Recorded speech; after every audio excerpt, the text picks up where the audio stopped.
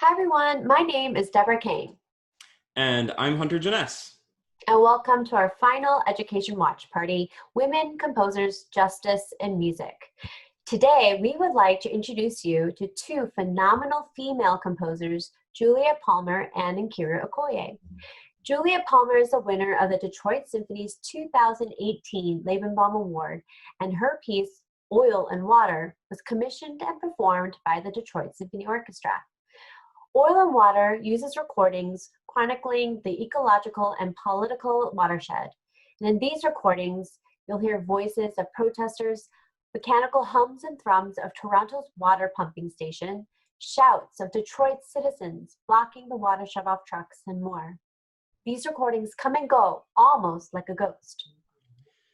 Juliet Palmer often wondered how a piece of orchestral music could weave together the stories of places and people who were struggling for clean water.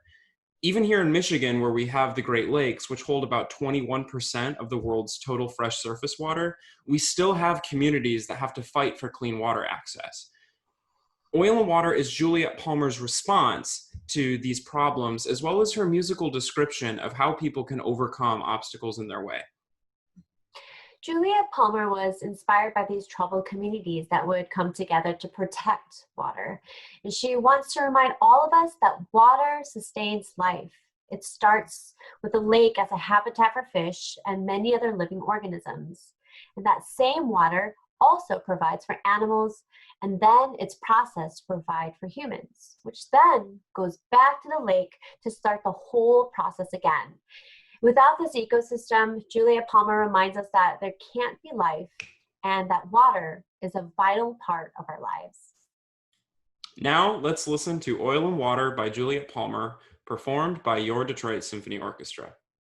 I feel very honored to have received the Elaine Lebenbom Award, which is for women composers, living women composers. This is a really important opportunity for people to see a woman on a really high level stage with an amazing orchestra. And I think giving that composer the respect and the time and this opportunity is incredibly important, both symbolically and practically. One reason that it's important is, audiences. Audiences are pretty much 50-50, men and women.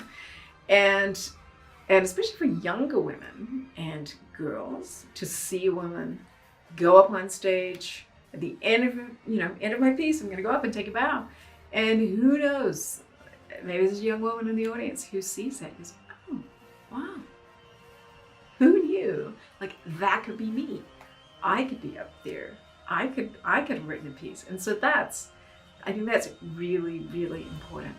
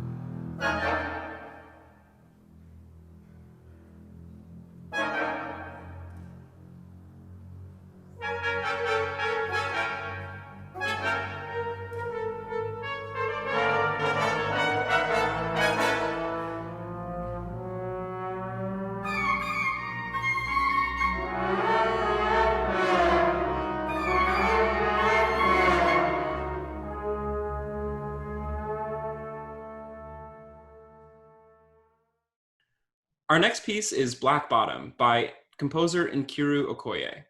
Dr. Okoye was inspired by the complex fabric of Detroit's history. The piece recounts the musical and social life of Detroit's Black Bottom and Paradise Valley neighborhoods from the 1920s to the 1960s.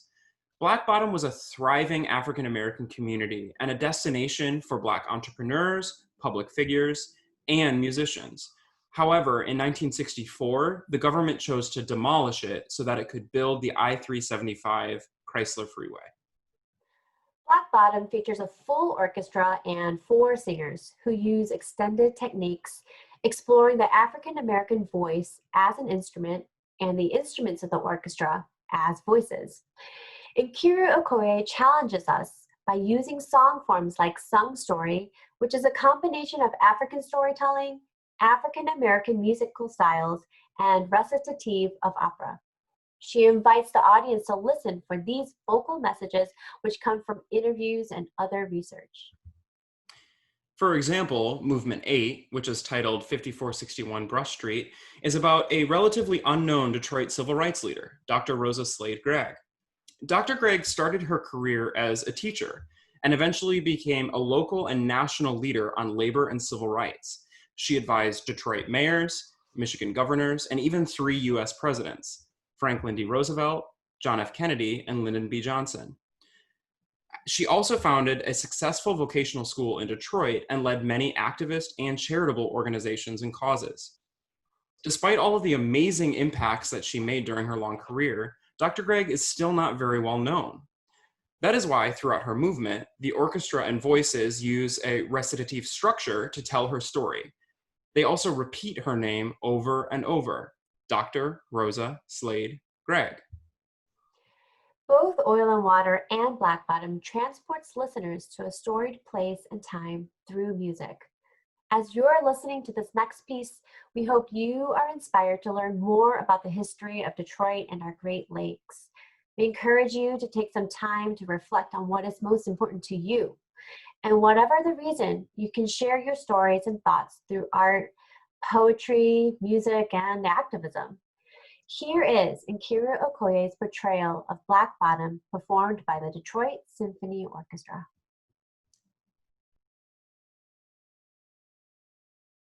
I began incorporating some of my research into the music. And I was trying to just find myself, and I kept on taking more and more Black Studies classes. And I found myself within and outside of the conservatory. Wow.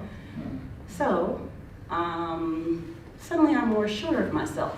Suddenly I'm, not winning the competitions, that's fine. But when they would have composition recitals, my pieces sounded a little bit different.